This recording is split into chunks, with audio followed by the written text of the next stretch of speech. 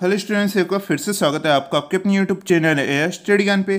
तो आज आप सबकी डिमांड पे हम आपकी जो यहाँ पे जो बुकें चलती है आपकी vector calculus and coordinate geometry यानी निर्देशांक ज्यामिति। तो इस कोऑर्डिनेट ज्योमेट्री में आपकी दो बुकें चलती है, आपकी तो 2D ज्योमेट्री यानी 2D ज्यामिति और एक आपकी 3D ज्योमेट्री यानी 3D ज्यामिति। यानी आपकी एक तो बुक होती है आपकी वेक्टर कैलकुलस यानी सदिश कलन की, एक आपकी 2D ज्यामिति और एक आपकी 3D ज्यामिति। तो इन तीनों बुकों को मिला के आपके जो यहाँ पर पेपर बनता है उसमें आपके जो सेक्शन ए होता है यहाँ पर आप देख सकते हैं। सेक्शन ए के लिए आज हम आपको यहाँ पर मोस्ट इंपॉर्टेंट क्वेश्चन कराने वाले हैं यानी विद सॉल्यूशन सेक्शन ए, जिसमें आपके 1 मार्क्स के क्वेश्चन पूछे जाते हैं। 10 क्वेश्चन आपके यहाँ पर पूछे जाते हैं, ठीक है। तो आज हम इसके यहाँ पर बताने वाले 70 से 75 हम आपको यहाँ पर आज क्वेश्चंस कराएंगे जो कि काफ़ी मोस्ट इंपॉर्टेंट क्वेश्चन है। विद सॉल्यूशन हम आपको यहाँ पर कराने वाले। तो आप बस हमारे साथ ये वीडियो को पूरा एंड तक जरूर देखिए। काफ़ी मेहनत के साथ आपके लिए यहाँ पर ये वीडियो बनाए गए, केवल आपकी एग्जाम के लिए यहाँ पर ये वीडियो बनाए गए, क्योंकि काफ़ी ज़्यादा स्टूडेंट्स हमें यहाँ पर कमेंट कर रहे थे कि यहाँ पर सर जिस प्रकार आपने बाकी के सेक्शन बाकी की बुकों के लिए यहाँ पर हमें यहाँ पर मोस्ट इंपॉर्टेंट क्वेश्चन बताए, तो उसी प्रकार आप यहाँ पर इस बुक के लिए भी यहाँ पर हमें सेक्शन ए के लिए कुछ मोस्ट इंपॉर्टेंट क्वेश्चन बता दीजिए। तो अभी हम यहाँ पर इंपॉर्टेंट क्वेश्चन ही नहीं, साथ में उत्तर सहित इंपॉर्टेंट क्वेश्चन बताने वाले हैं। तो आप इस पूरी सीरीज को कंटिन्यू यहाँ पर देखिएगा, पूरा एंड तक इस वीडियो को देखिएगा।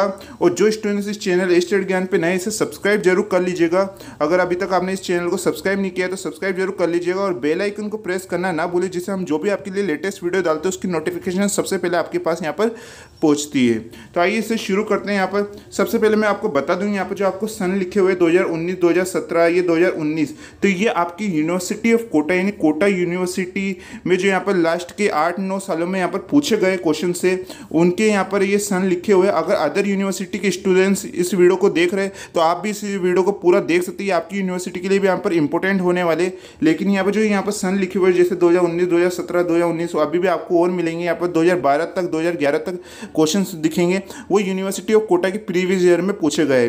लेकिन अगर आप अदर यूनिवर्सिटी के स्टूडेंट्स हैं, कोई से भी यूनिवर्सिटी से स्टूडेंट्स हैं जिनकी यहाँ पर ये बुकें लगती है आपकी यूनिवर्सिटी में, तो आप भी इस वीडियो को देख सकते हैं। आपके लिए भी यहाँ पर काफ़ी ज़्यादा यूजफुल यहाँ पर होने वाली है। तो यहाँ पर सबसे पहले आप देख सकते हैं जो हमारी सबसे नंबर 1 डेफिनेशन है आगुणीय सदिश की, जो कि 2019-17 में पूछी गई थी। जो कि क्या इसकी आंसर इसका, यदि किसी सदिश f का कुंतल यहाँ पर शून्य सदिश हो, तो अर्थात यदि आपका कर्ल f इक्वल टू यहाँ पर आप देख सकते हैं del into F equal to 0, तो ये इसे क्या कहते हैं, हम यहाँ पर आगुणीय सदिश यहाँ पर कहते हैं। उसके बाद यहाँ पर सेकंड क्वेश्चन है जो कि 2019 में यहाँ पर पूछा गया था यूनिवर्सिटी ऑफ कोटा में, कि यदि f equal to x y square i के plus 2x square y z के माइनस 3y जेड स्क्वायर के केप हो, तो आपको यहाँ पर डाइवर्जेंस f यहाँ पर ज्ञात करना है। तो डाइवर्जेंस f कैसे ज्ञात करेंगे, आप सब जानते हैं डाइवर्जेंस f का फॉर्मूला क्या होता है। यहाँ पर आप देखेंगे तो यहाँ पर आपके होता है डेल डॉट f, ठीक है।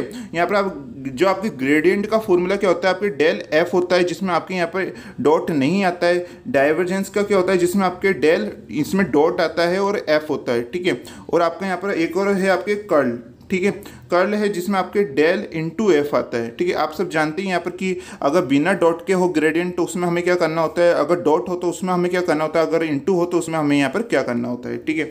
उसके बाद यहाँ पर थर्ड क्वेश्चन है कि परिनालिका सदिश की डेफिनेशन बताइए। इस टाइप से आपके ये क्वेश्चन पूछा जाएगा। तो यहाँ पर क्या आंसर है कि यदि किसी सदिश एफ का अपसरण शून्य हो, अर्थात यानी जो उसका अपसरण मतलब क्या होता है, उसका डाइवर्जेंस, ठीक है। तो अगर उसका डाइवर्जेंस शून्य हो तो डाइवर्जेंस इक्वल टू यहाँ पर आप देखें del dot F equal to 0। मैंने आपको अभी कहा था अगर आपके डाइवर्जेंस आए तो यहाँ पर आपके डॉट आएगा, तो इसे हम क्या कहते हैं, परिनालिका सदिश कहते हैं, ठीक है। अभी हम जल्दी जल्दी आपको यहाँ पर बताते हैं, क्योंकि यहाँ पर अभी हम 70-75 क्वेश्चन आपके लिए यहाँ पर कराने वाले हैं। बस आप हमारे साथ यहाँ पर एंड तक बने रहिएगा।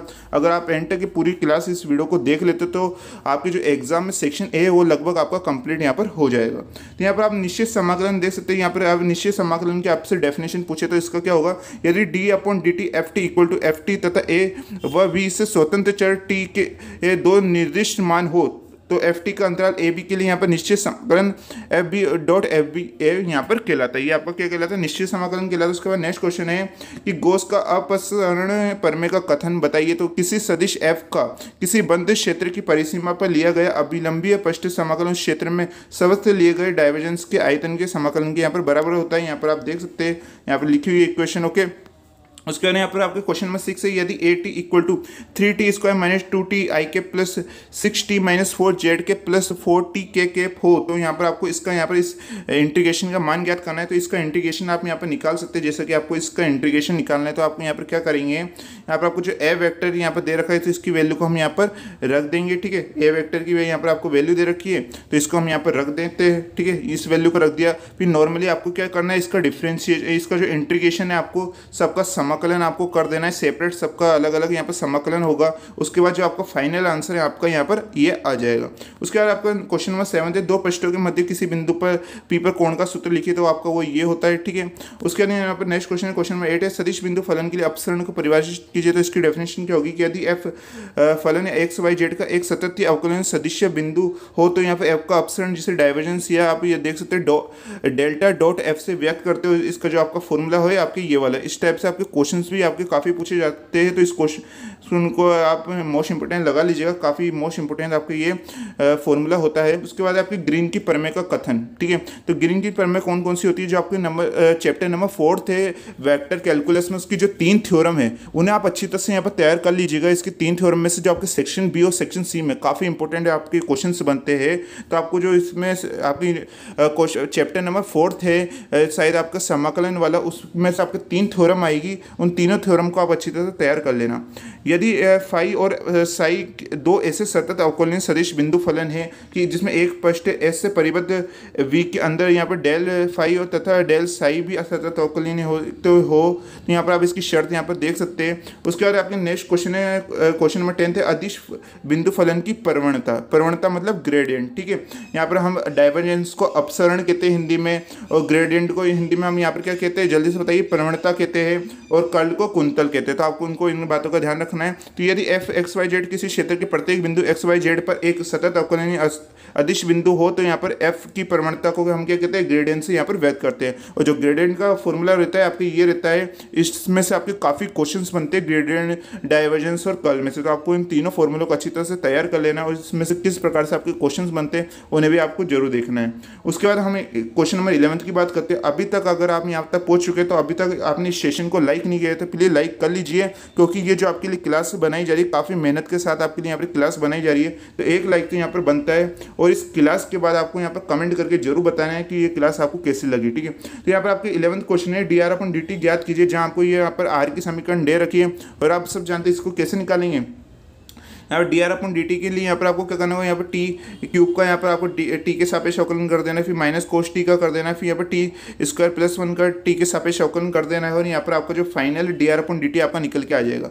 उसके बाद क्वेश्चन नंबर 12 है, आपके सदिश फलन की सीमा को परिभाषित कीजिए। काफ़ी बार पूछी गई डेफिनेशन है, कोई सदिश फलन एफ टी की टी इक्वल टू टी 0 पर सीमा कहलाता है यदि प्रत्येक धनात्मक संख्या के संगत एक ऐसी धनात्मक यहाँ पर विद्यमान होते हैं। यहाँ पर आप देख सकते हैं इसकी एक कंडीशन यहाँ पर दे रखी है, ठीक है। उसके बाद यहाँ पर नेक्स्ट क्वेश्चन है कि यहाँ पर संकारक यानी डेल नेबुला को परिभाषित कीजिए। अभी जब आप यहाँ पर देख रहे थे अपसरण यानी ग्रेडियंट, कर्ल और कर्ल और इसमें डाइवर्जेंस में, तो उसमें आपका ये डेल का चिन्ह आ रहा था, तो इससे हम क्या कहते हैं, नेबुला भी कहते हैं और डेल भी हम कहते हैं। तो इसको क्या करना है, आपको परिभाषित करना है। तो इसकी ये जो समीकरण है आपकी ये होती है। उसके बाद यहाँ पर नेक्स्ट है कि स्टोक प्रमेय, ठीक है। आपको जो मैंने अभी बताया था समाकलन वाला जो वेक्टर कैलकुलस में आपके 4th वाला चैप्टर रहता है, इसमें आपकी जो मोस्ट इंपोर्टेंट थ्योरम होती है आपकी, एक तो स्टोक प्रमेय होती है, एक आपकी ग्रीन प्रमेय होती है, और एक और आपकी थ्योरम होती है। तो इन 2 या 3 थ्योरम को आप अच्छी तरह तैयार कर लेना। इनमें से सेक्शन बी और सेक्शन सी में 1 या 2 क्वेश्चन तो आपके पक्के आते हैं, ठीक है, यानी लॉन्ग टाइप के आपके क्वेश्चन बनते हैं। यदि एफ कोई सतत अवकलनीय सदिश फलन हो तो यहाँ पर एस वक्र सी द्वारा घिरा हुआ कोई पृष्ठ हो, तो यहाँ पर आप इसकी शर्त देख सकते हैं, और इस जो आपके फॉर्मूले से कई क्वेश्चन आपके स्टोक प्रमेय से यहाँ पर सॉल्व हो जाते हैं। उसके बाद यहाँ पर नेक्स्ट क्वेश्चन में 15 है, यदि r vector equal to 3i cap minus 6 t square z cap plus 4 t k cap, तो ज्ञात कीजिए। हमें यहाँ पर ये ज्ञात करना है d two r upon d t square. तो सबसे पहले हमें यहाँ पर d r upon d t निकालना होगा। उसके बाद हमें इसका भी क्या कर देना, अवकलन कर देना है, जिससे हमारा d square r upon d t square हमारे यहाँ पर फाइनल निकल के आ जाएगा। नॉर्मल आपकी कैलकुलेशन है जो आप सबको आती है। उसके बाद यहाँ पर आपकी गॉस का डाइवर्जेंस प्रमेय, तो इसकी जो डेफिनेशन क्या होती है, यदि एफ कोई सदिश फलन है तथा बंद पृष्ठ एस द्वारा घिरे हुए क्षेत्र वी में एफ सतत अवकलनीय हो, तो ये इसकी कंडीशन है, ओके। उसके बाद आपके नेक्स्ट क्वेश्चन है, क्वेश्चन नंबर 17 है, परवलय Y square equal to 4x के लिए बिंदु अल्फा कॉमा बीटा की स्पर्श जीवा का समीकरण यहाँ पर दीजिए। स्पर्श जीवा का समीकरण क्या होता है, आपका ये वाला होता है। ठीक है, इसके बाद मैं आपको यहाँ पर बता दूँ कि हमने यहाँ पर आपको यहाँ पर परवलय के इंपोर्टेंस क्वेश्चन है, साथ में दीर्घवृत्त के इंपोर्टेंस क्वेश्चन है, और भी हम यहाँ पर चैप्टर्स के जो आपके इंपोर्टेंस क्वेश्चन है सेक्शन बी और सेक्शन सी के लिए, वो हमने यहाँ पर आपके लिए इस चैनल पर प्रोवाइड करवा रखे, और जिनके हम वीडियो नहीं बना पाए उसकी जो आपको PDF है हमारे Telegram channel maths by study ज्ञान पे आपको प्रोवाइड हो जाती है। जितनी भी हमारी क्लासेस लगती है उन सब की आपको जो PDF है हमारे Telegram channel maths by study ज्ञान पे आपको प्रोवाइड हो जाएगी, तो उसका लिंक आपको डिस्क्रिप्शन में मिल जाएगा, उससे आप जरूर ज्वाइन यहाँ पर कर लीजिएगा। साथ में हमारा जो सेकंड चैनल है ASG डिस्कस, यहाँ पे स्टडी डिस्कस, उसे भी आप ज्वाइन कर लीजिएगा। इसमें आप यहाँ पर कमेंट करके कोई क्वेश्चन पूछ सकते हैं। ठीक है, तो आप इन दोनों चैनल को यहाँ पर जरूर ज्वाइन कर लीजिएगा, उसका लिंक आपको डिस्क्रिप्शन में मिल जाएगा। उसके बाद आपका क्वेश्चन नंबर 18 है, दीर्घवृत्त x² plus y² equal to 1 के लिए बिंदु P(x1, y1) की ध्रुवीय का हमें यहाँ पर समीकरण निकलना है, जो कि हमारी क्या होती है, ये होती है यहाँ पर जब हमने दीर्घवृत्त के क्वेश्चंस कराए थे उसमें भी आपकी ये डेफिनेशन काफ़ी काम में आई थी। उसके बाद यहाँ पर आपके परवलय y² इक्वल टू 4a की जीवा का आपको समीकरण लिखना है, जिसका बिंदु क्या होता है, आपका ये होता है, तो इसका फॉर्मूला क्या हो जाएगा, आपकी यहाँ पर ये हो जाएगा। उसके बाद नेक्स्ट क्वेश्चन आपका क्वेश्चन नंबर 20 है, दीर्घवृत्त पर बिंदु x1, y1 से खींचे गए 4 अभिलंबों के यहाँ पर पादों से गुजरने वाले वक्र का समीकरण लिखना है, जो कि आपका क्या होता है, यहाँ पर ये होता है। उसके बाद आपके क्वेश्चन नंबर 20 उस परवलय का समीकरण याद कीजिए जिसकी नाभि 1,2 पर हो, तो इसका नियरता का समीकरण क्या होगा, आपके यहाँ पर ये होता है। उसके बाद आपका नेक्स्ट क्वेश्चन है क्वेश्चन नंबर 22 है, दीर्घवृत्त की स्पर्शरेखा का समीकरण हल के रूप में लिखिए, तो आपकी ये वाली इक्वेशन होती है, इसे आप मोस्ट इंपोर्टेंट लगा लीजिएगा, काफ़ी बार पूछा गया क्वेश्चन है, इस साल भी आने के काफ़ी ज़्यादा चांस बनते हैं। उसके बाद नेक्स्ट क्वेश्चन है, परवलय x² - 4s plus 2y equal to 0 के शीर्ष व नाभि के निर्देशांक लिखिए, तो यहाँ पर इसका जो शीर्ष है 2,2 है, और इसके जो नाभि में आपके x, y, z कौन से होगा, x इक्वल टू 2 होगा, y इक्वल टू 3/2 होगा। उसके बाद के नेक्स्ट क्वेश्चन है क्वेश्चन नंबर 24 है, दीर्घवृत्त के सहायक वृत्त को परिभाषित कीजिए, तो इसकी इक्वेशन क्या होती है, x² plus y² equal to a², उसका जो केंद्र 0,0 होगा, उसकी जो त्रिज्या होगी वो आपकी a होगी, यानी इसकी रेडियस क्या होगी, आपकी a होगा, उसका सेंटर 0,0 होगा। उसके बाद नेक्स्ट क्वेश्चन सिद्ध कीजिए, देखा y - x√2 plus 4a√2 equal to 0, परवलय y² इक्वल टू 4² की अभिलंब है, तो हमें यहाँ पर अभिलंब की इक्वेशन क्या दे रखी है, अभी हमें यहाँ पर ये समीकरण दे रखी है, यहाँ पर आप देख सकते हैं, तो इसकी अभिलंब का समीकरण क्या होगा, इसमें dy/dx आपका m आएगा, y² 4x में आपको इसका अवकलन करते हैं x के सापेक्ष, तो यहाँ पर आपकी m यहाँ पर ढाल निकल के आपकी आ जाती है, जैसे कि यहाँ पर आप देख सकते हैं, जिसमें आपका यहाँ पर y क्या होगा, y इक्वल टू 2√ax यहाँ पर आपका होगा। और जब हम इसको समीकरण नंबर फर्स्ट में हम यहाँ पर रखेंगे, हमारी इक्वेशन नंबर यहाँ पर आपकी फर्स्ट थी, ठीक है, इक्वेशन नंबर फर्स्ट में जैसे हम इसे यहाँ पर रखेंगे, यहाँ पर आपने जो मान निकाला तो हमारी ये इक्वेशन यहाँ पर बन जाती है, जैसे कि यहाँ पर आप देख सकते हो, जैसे हमने यहाँ पर m की वैल्यू यहाँ पर रखी।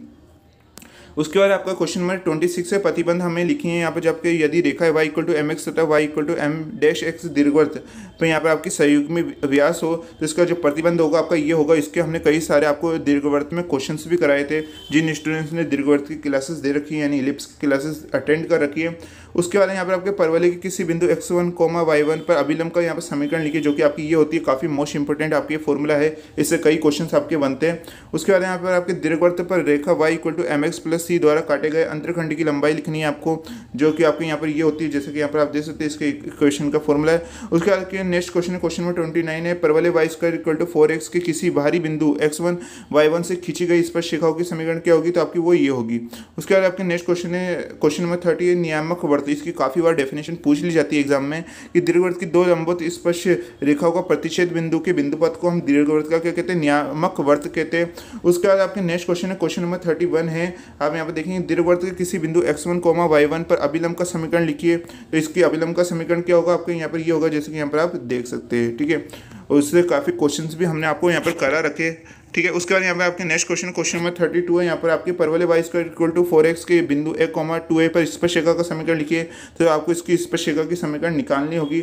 y² इक्वल टू 4x है, तो इसकी स्पर्शरेखा का समीकरण क्या होता है, ये होता है, जो कि आप सबको फॉर्मूला याद होगा, अभी भी थोड़ी देर पहले हमने बताया था। आपको निकालना है यहाँ पर a, 2a पे नहीं, यहाँ पर निकालना है, तो हम यहाँ पर x1 की जगह a रख देंगे, और जहाँ पर y1 है उसकी जगह 2a रख देंगे, और इसको हम सॉल्व कर लेंगे, तो हमारे यहाँ पर ये इक्वेशन निकल के आ जाएगी, जैसे कि आप देख सकते हैं, x - y plus a equal to 0। उसके बाद नेक्स्ट क्वेश्चन है क्वेश्चन नंबर 33, दीर्घवृत्त 3x² plus 4a² y² equal to 12 के नाभिलंब की यहाँ पर लंबाई याद कीजिए, तो इसका फॉर्मूला आप सब यहाँ पर जानते हैं, ये होता है, ठीक है। तो इसका फॉर्मूला यहाँ पर आपकी ये होता है, यहाँ पर आप देखेंगे, इसका जो दीर्घवृत्त का फॉर्मूला क्या होता है, आपके x² upon a square plus y square upon यहाँ पर बी स्क्वायर इक्वल टू 1 होता है यहाँ पर आपके। और आपकी जहाँ पर ए की वैल्यू है वो यहाँ पर आपको क्या दे रखी है, यहाँ पर आप अगर आप इस 12 में 3 का भाग लगाएंगे तो इसको अपॉन में लिख देना, उसके बाद आप इस 12 में 4 का भाग लगाएंगे, इसको अपॉन में लिख देना, ये हमारी ए स्क्वायर अपॉन बी स्क्वायर की वैल्यू आ जाएगी। ठीक है, और यहाँ पर आपको रख देना है और उसको सॉल्व कर लेना है। तो जिससे हमारे यहाँ पर ए स्क्वायर की वैल्यू क्या आती है आपकी, ये आपकी ए स्क्वायर की वैल्यू होती है और ये आपकी बी स्क्वायर की वैल्यू होती है जो 4 आती है और बी स्क्वायर की वैल्यू 3 आती है। उसके बाद यहाँ पर आपको क्या करना है, यहाँ पर आपको नाभिलंब की लंबाई ज्ञात करनी है, जो कि इसका फॉर्मूला क्या होता है 2a स्क्वायर अपॉन बी होता है। और जब आप ए स्क्वायर और बी स्क्वायर की वैल्यू यहाँ पर रख देते हैं तो आपका आंसर आता है 8 अपॉन √3। यहाँ पर आपको बी स्क्वायर दे रखा है, इसका बी की वैल्यू निकालेंगे तो इस 3 पे क्या आ जाएगा आपके √ आ जाएगा, जैसे कि यहाँ पर आप देख सकते हैं। ठीक है, तो 8 अपॉन √3 इसका आंसर आ जाता है। इस टाइप के आपके काफ़ी क्वेश्चन पूछे जाते हैं। उसके बाद आपके नेक्स्ट क्वेश्चन अति परवलय से यानी हाइपरबोला से, कि यहाँ पर आपकी अति परवलय x square upon a square minus y square upon b square equal to 1। एक बार मैं आपको बता दूं, आपकी जो दीर्घवृत्त का फॉर्मूला होता है वो आपकी क्या होता है, x square upon a square plus y square upon b square equal to 1। ठीक है, और आपका जो अति परवलय का होता है उसमें बस यही अंतर होता है, इस प्लस की जगह आपकी क्या आता है यहाँ पर माइनस आता है, जैसे कि यहाँ पर आप देख सकते हैं प्लस की जगह यहाँ पर माइनस आ जाता है, वो आपका अति परवलय यानी हाइपरबोला हो जाता है। तो इसके अनंत स्पर्शी का समीकरण क्या होगा, तो इसके अनंत स्पर्शी का समीकरण आपके यहाँ पर 2 इक्वेशन होगी। उसके बाद आपके क्वेश्चन नंबर 35 है समकोणीय अति परवलय। कभी कभी आपकी आयतीय अति परवलय के नाम से भी पूछ लिया जाता है एग्जाम में। तो इसकी डेफिनेशन क्या होती है, यदि किसी अति परवलय के अनुप्रस्थ तथा संयुग्म यहाँ पर अक्ष समान हो तो अर्थात ए इक्वल टू बी हो तो वह समकोणीय अति परवलय यानी आयतीय परवलय कहलाता है। इसका समीकरण क्या होगी आपकी, ये इक्वेशन यहाँ पर हो जाती है। उसके बाद आपके नेक्स्ट क्वेश्चन है क्वेश्चन नंबर 36 है अनंत स्पर्शियों को निर्देश अक्षीय अति परवलय का समीकरण लिखिए। तो उसकी इक्वेशन क्या होगी, यहाँ पर आपको देखेंगे x y equal to c square, जहाँ सी स्क्वायर की वैल्यू आपकी यहाँ पर ये बनती है। उसके बाद आपके क्वेश्चन नंबर 37 है उस सरल रेखा का ध्रुवीय समीकरण जो ध्रुव से क्या होती है यहाँ पर गुजरती है। तो जब रेखा ध्रुव से गुजरती है यानी p इक्वल टू 0 हो तो हमारी यहाँ पर ये इक्वेशन यहाँ पर इसका यहाँ पर इक्वेशन होती है। उसके बाद आपके क्वेश्चन नंबर 38 है जो कि काफ़ी इंपॉर्टेंट है, ये आपके अति परवलय के यहाँ पर अनंत स्पर्शी यानी इसकी एसिम्पटोट्स बताइए हाइपर बोला कि इसकी आपको डेफिनेशन यहाँ पर बतानी है। तो इसकी डेफिनेशन क्या होगी कि यहाँ पर आप देखेंगे तो कि मूल बिंदु से सीमित दूरी पर एक रेखा अति परवलय की अनंत स्पर्शी कहलाती है। यदि अति परवलय का कोई बिंदु जब वक्र की किसी शाखा के अनुदिश अनंत की ओर अग्रसर होता है तो उस बिंदु पर वक्र की स्पर्शिका उस रेखा को अग्रसर होती है। ठीक है, उसके बाद आपके यहाँ पर नेक्स्ट क्वेश्चन है जो कि केंद्रीय संकोच यानी सेंट्रल कोनिसॉइड के चैप्टर्स में पूछा गया है, जो कि आपकी 3D ज्योमेट्री में से ये चैप्टर होता है। 1/r equal to 1 plus e cos theta के किसी बिंदु पर अभिलंब का ध्रुवीय समीकरण लिखिए। तो इसके ध्रुवीय समीकरण के लिए यहाँ पर क्या होगा, आपके शांकों पर स्थित बिंदु P r1 कोमा θ1 पर अभिलंब का समीकरण क्या होता है, तो आपका यहाँ पर इसके अभिलंब की समीकरण आपकी ये वाली होती है। उसके बाद आपके क्वेश्चन नंबर 48 ध्रुवीय निर्देशांक में परवलय का समीकरण लिखिए। तो इसकी परवलय की समीकरण आपकी ये होती है। उसके बाद नेक्स्ट क्वेश्चन है कि अति परवलय x square upon a square minus y square upon b square equal to 1 की नियामक वर्त की समीकरण लिखिए। तो इसके नियामक वर्त की भी अभी ये थोड़ी देर पहले मैंने आपको बताई थी, ये दोबारा पूछी गई कि x square plus y square equal to a square minus b square, ये आपके अति परवलय के लिए पूछी गई है। उसके बाद फिर नेक्स्ट क्वेश्चन है कि यहाँ पर शांक 1/r equal to 1 plus e cos theta की नियरता का समीकरण लिखिए। यदि नियरता पर किसी बिंदु के निर्देशांक r कोमा थीटा हो तो इसका यहाँ पर होता है r cos theta equal to 1/e। उसके बाद आपके नेक्स्ट क्वेश्चन है 43 क्वेश्चन है अति परवलय के बिंदु a sec theta coma b tan theta पर अभिलंब का यहाँ पर समीकरण लिखिए। तो इसके अभिलंब का समीकरण आपकी ये होता है। उसके बाद आपके नेक्स्ट क्वेश्चन है यहाँ पर आप देखेंगे कि 44 क्वेश्चन है कि ध्रुवीय निर्देशांकों में वर्त का व्यापक समीकरण क्या होता है। तो इसके व्यापक समीकरण की इक्वेशन आपको ये दे रखी है। उसके बाद आपकी नेक्स्ट डेफिनेशन यहाँ पर पूछी गई है केंद्रीय संकोच की यहाँ पर यानी सेंट्रल कोनिसॉइड की। तो इसकी डेफिनेशन क्या होती है, काफ़ी मोस्ट इंपोर्टेंट ये क्वेश्चन है। दीर्घीय घात का यहाँ पर समकल परिच्छेद एक शांक होता है, अतः दीर्घीय द्वितीय घात का पृष्ठ शांकोच कहलाता है। जिस शांकोच का केंद्र होता है वह केंद्रीय संकोच आपका कहलाता है। काफ़ी सिंपल ये डेफिनेशन। उसके बाद क्वेश्चन नंबर 46 है ई के किस मान के लिए शांक 1/r equal to 1 plus e cos theta एक परवलय प्रदर्शित करता है। तो आपकी ई इक्वल टू 1 के लिए प्रदर्शित करता है। काफ़ी इंपॉर्टेंट क्वेश्चन है, इस साल आने की काफ़ी ज़्यादा चांस बनते हैं। उसके बाद आपकी नेक्स्ट क्वेश्चन है अति परवलय यहाँ पे 16x square minus 9y square equal to 144 में यदि एक व्यास x इक्वल टू 2y है तो इसके संयुग्मी व्यास का समीकरण क्या होगा। तो इसके संयुग्मी व्यास का समीकरण आप कैसे निकाल सकते हैं, यहाँ पर आप देखेंगे यहाँ पर आपको इक्वेशन दे रखी है। यहाँ पर आपकी ये इक्वेशन यहाँ पर बन जाती है। जैसे यहाँ पर आप देखेंगे तो यहाँ पर 16/144 हो जाएगा, 144 अपॉन यहाँ पर 16 हो जाएगा और और अपन 9 जैसे आप यहाँ पर कर देंगे तो आपकी इसकी वैल्यू 9 आएगी, इसकी वैल्यू आपकी 16 आएगी। और यहाँ पर जो आपकी यहाँ पर ये वैल्यू रहती है ए स्क्वायर की वैल्यू रहती है, और यहाँ पर आपकी बी स्क्वायर ये आपकी वैल्यू रहती है। तो यहाँ पर हमारी ए स्क्वायर बी स्क्वायर की वैल्यू आ गई। और अभी हम यहाँ पर इस इक्वेशन में इसके मान को रख देना है, तो हमारे यहाँ पर y इक्वल टू 1/2x आ जाता है। उसके बाद आपको इसकी ढाल निकाल लेनी है, जो कि m1 इक्वल टू 1/2 यहाँ पर आ जाती है, क्योंकि जो y की इक्वेशन रहेगी वो यहाँ पर आपकी m1 की ढाल होती है, क्योंकि आप सब जानते हैं y इक्वल टू क्या होता है mx होता है। यहाँ पर हमें x दे रखा है, यहाँ पर आपके m की वैल्यू यहाँ पर आ जाती है। तो इस प्रकार हमारी m1 की वैल्यू आ जाती है। उसके बाद आपको x इक्वल टू 2a की संयुग्मी व्यास की समीकरण निकाल लेनी है। तो y इक्वल टू आप सब जानते हैं m2x होता है, और m1 m2 का फॉर्मूला आप सब जानते हैं b square upon a square होता है, जिससे हमारे यहाँ पर m2 की वैल्यू आ जाती है। उसके बाद हम संयुग्मी व्यास की समीकरण यहाँ पर निकाल लेते हैं, यहाँ पर अब इस फॉर्मूले के जरिए, क्योंकि अभी हमें यहाँ पर m2 की वैल्यू आ चुकी है। तो m2 को मान जैसे हम रखेंगे तो हमारी क्या आता है 9y इक्वल टू 32x हमारे यहाँ पर आंसर आ जाता है। उसके बाद आपके नेक्स्ट क्वेश्चन है 48 क्वेश्चन है कि ई के किस मान के लिए 1/r equal to 1 plus e cos theta एक वर्त को प्रदिष्ट करता है, तो ई इक्वल टू 0 के लिए। इस टाइप के आपके काफ़ी क्वेश्चन यहाँ पर एग्जाम में पूछे जाते हैं। उसके बाद आपके नेक्स्ट क्वेश्चन है 49 है गोले 7x square plus 7y square minus 7z square minus 6x minus 3y minus 2z equal to 0 का केंद्र व त्रिज्या यहाँ पर ज्ञात कीजिए। अभी आपकी ये क्वेश्चन पूछा गया है वो आपके गोले यानी स्पेयर वाला आपका चैप्टर है, जो कि 3D ज्योमेट्री का एक मोस्ट इंपोर्टेंट चैप्टर रहता है। इसमें से काफ़ी क्वेश्चंस आपके एग्जाम में पूछे जाते हैं, तो आपको जो स्पेयर वाला चैप्टर्स है उसको तो अच्छी तरह से यहाँ पर तैयार कर लेना है। तो इस गोले का समीकरण क्या होता है, आपको ये वाली समीकरण दे रखी है जो कि आपको क्वेश्चन में दे रखा है। इससे अभी हमें यहाँ पर u और y और w की हमें यहाँ पर वैल्यू निकाल लेनी है। d की वैल्यू अभी हमें यहाँ पर 0 दे रखी है। ओके, इससे हम केंद्रीय निर्देशांक निकाल लेंगे। अभी उसका फॉर्मूला क्या होता है -u -v और -w। अभी हमने यहाँ पर u और v और w की वैल्यू निकाल ली है, और यहाँ पर आपको पहले से माइनस दे रखा है, तो ये आप सभी वैल्यू आपकी प्लस में यहाँ पर हो जाएगी, जैसे कि आप देख सकते हैं। उसके बाद अगर आपको यहाँ पर त्रिज्या निकालनी है यानी इसकी रेडियस निकालनी है गोले की, तो इसका फॉर्मूला होता है r equal to √u square plus v square minus plus w square minus d। तो इन सभी वैल्यू को हम यहाँ पर रख देंगे, जिससे हमारा फाइनल आंसर आएगा 1/2 हमारे यहाँ पर आंसर आ जाता है। ठीक है, इस टाइप के आपके काफ़ी क्वेश्चंस पूछे जाते हैं सेक्शन बी और सेक्शन सी में भी कभी क्वेश्चन पूछ लिए जाते हैं।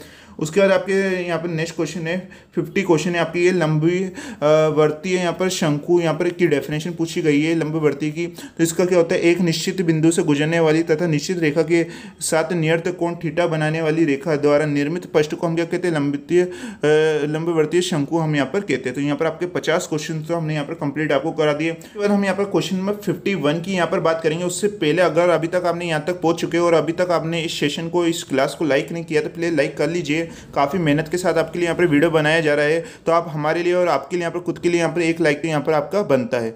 उसके बाद हम यहाँ पर नेक्स्ट क्वेश्चन पर बात करते हैं 51 है कि दो गोलों की लंबिकता का प्रतिबंध लिखिए। तो इसका जो लंबिकता का प्रतिबंध क्या होगा, यहाँ पर आपके x square plus y square plus z square plus 2u1x plus 2v1y plus 2w1z plus d1 equal to 0। और हमें यहाँ पे एक और इक्वेशन यहाँ पर दे रखी है, और इसकी जो परस्पर इन दोनों इक्वेशन से जो आपका यहाँ पर अगर ये दोनों एक दूसरे पे लंबिक होते हैं तो इसकी इक्वेशन क्या होगी कि 2u1 u2 plus 2v1 v2 plus 2w1 w2 equal to d1 plus d2। और ऐसे भी हमने आपके जो गोले और स्पेयर वाला चैप्टर से इसकी कई यहाँ पर हमने क्लासेस बना रखी है। अगर अभी तक आपने नहीं दे रखी तो उसे भी आप देख सकते हैं। स्पेयर नाम से आपकी ये प्लेलिस्ट में आपको मिल जाएगी, हमारे चैनल में आपको प्लेलिस्ट मिल जाएगी इसकी 3D ज्योमेट्री की। आपका ये चैप्टर रहता है गोले वाला चैप्टर। ठीक है, उसके बाद आपके क्वेश्चन नंबर 52 है कि शंकु ax square plus by square plus cz square, यहाँ पर आपको ये इक्वेशन दे रखी है कि तीन पारस्परिक समकोणीय जनक रेखाएं होने का यहाँ पर आपको प्रतिबंध लिखना है। तो इसका सिंपल प्रतिबंध है a plus b plus c equal to 0। उसके आपके नेक्स्ट क्वेश्चन है क्वेश्चन नंबर 53, जो कि कई बार आपकी यूनिवर्सिटी में पूछा गया है कि व्यास रूप में गोले का समीकरण लिखिए। तो यदि व्यास के सिरों पर x1, y1, z1, x2, y2, z2 हो तो यहाँ पर गोले की समीकरण क्या होगी आपकी, ये यहाँ पर होगी। ठीक है, एक बार मैं आपको दोबारा कह रहा हूँ कि आपका जो गोले वाला चैप्टर यानी स्पेयर वाला चैप्टर रहता है काफ़ी मोस्ट इंपोर्टेंट चैप्टर रहता है। इसमें से कई क्वेश्चंस बनते हैं, और अगर आप इसे एक और अच्छी तरह तैयार कर लेते हैं तो काफ़ी सिंपल चैप्टर भी आपकी ये होता है। उसके आपके जो नेक्स्ट क्वेश्चन है यहाँ पर आपकी लंबी वर्तीय बेलन की डेफिनेशन पूछी गई है यहाँ पर आपसे। तो इसकी डेफिनेशन क्या होगी कि एक चर सरल रेखा जनक द्वारा एक स्थिर रेखा अक्ष के समांतर तथा अचर दूरी त्रिज्या पर रहते हुए जनित पृष्ठ को हम क्या कहते हैं, लंबवर्तीय बेलन कहते हैं। उसके बाद आपके नेक्स्ट क्वेश्चन है क्वेश्चन में 55 है कि बेलन का समीकरण लिखनी है। तो बेलन के समीकरण की इक्वेशन आपकी ये होती है, इससे भी आप मोस्ट इंपोर्टेंट लगा लीजिए, कई बार पूछी गई। उसके बाद आपके नेक्स्ट क्वेश्चन है, क्वेश्चन में 56 है कि एक दिए हुए वृत्त से गुजरने वाले गोले का समीकरण लिखिए। तो इसका क्या होती है, एस इक्वल टू यहाँ पर आपकी ये होता है, यहाँ पर आप देखेंगे यहाँ पर एस का मतलब क्या है, यहाँ पर आपके स्पेयर है यानी गोला है, ठीक है। और इसमें जो आपका पी यानी आप देखेंगे यहाँ पर पी की इक्वेशन क्या है, यहाँ पर आपकी ये दे रखी है यहाँ पर, और यहाँ पर आपको एस की यहाँ पर दे रखी है। उसके बाद यहाँ पर इसके वर्त के समीकरण हो तो इससे गुजरने वाले गोले का समीकरण क्या होगा आपके, एस प्लस यहाँ पर lambda p equal to zero, जहाँ लेमडा क्या है, एक प्राचल है। और इससे हमने यहाँ पर कई ज़्यादा आपको क्वेश्चंस करा रखे स्पेयर वाले चैप्टर्स में। उसके बाद आपके यहाँ पर नेक्स्ट है 57 है कि दिए हुए गोले के एक यहाँ पर वर्त की परिभाषा लिखी है। तो इसकी परिभाषा यहाँ पर आप देख सकते हैं, ठीक है।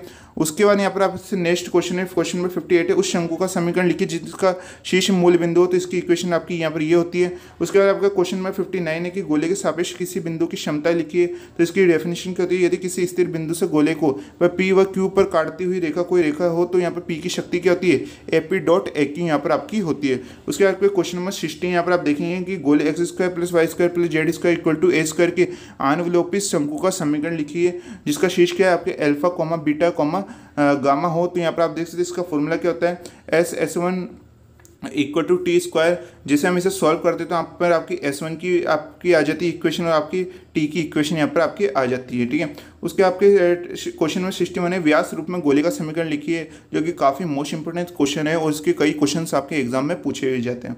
उसके आपके नेक्स्ट क्वेश्चन है, क्वेश्चन में 62 है, निम्न गोले के बिंदु x1, y1, z1 पर स्पष्ट समतल का समीकरण लिखिए। तो इसका क्या होता है, आपकी ये डेफिनेशन होता है। आपका जो गोले और स्पेयर वाला चैप्टर है उसके काफ़ी ज़्यादा यहाँ पर आपकी जो फॉर्मूले यहाँ पर पूछे जाते हैं, उसके फॉर्मूले में से कई ज़्यादा आपके क्वेश्चंस भी पूछे जाते हैं सेक्शन बी और सेक्शन सी में। तो आपको हो सके तो गोले चैप्टर्स के सभी जितने भी फॉर्मूले बनते हैं उनको अच्छी तरह से तैयार कर लेना है। उनसे आपके जितने भी क्वेश्चंस बनते हैं उन्हें भी आपको अच्छी तरह से यहाँ पर तैयार कर लेना है। उसके बाद आपके नेक्स्ट क्वेश्चन है, क्वेश्चन नंबर 63 है, यहाँ पर आपके उस लंबवर्ती शंकु का समीकरण लिखिए जिसका शीर्ष क्या है 0,0 तथा यहाँ पर जेड अक्ष शंकु का अक्ष तथा अर्धशीर्ष क्या हो यहाँ पर थीटा हो। तो इसकी जो इक्वेशन होगी लंबवर्ती शंकु की समीकरण वो आपकी ये होगी x square plus y square equal to z square tan square theta. उसके बाद क्वेश्चन नंबर 64 है, एक बिंदु alpha comma beta comma gamma से दीर्घवृत्त यहाँ पर आपको दे रखी दीर्घवृत्तज है, ठीक है। दीर्घवृत्त अलग होता है और दीर्घवृत्तज आपके अलग होता है, आपको ये बात याद रखनी है। तो दीर्घवृत्तज पर कितने अभिलंब खींचे जा सकते हैं, तो उस पर आपके 6 अभिलंब यहाँ पर खींचे जा सकते हैं, यानी 6 नॉर्मल आपके यहाँ पर हो सकते हैं आपके दीर्घवृत्तज पे।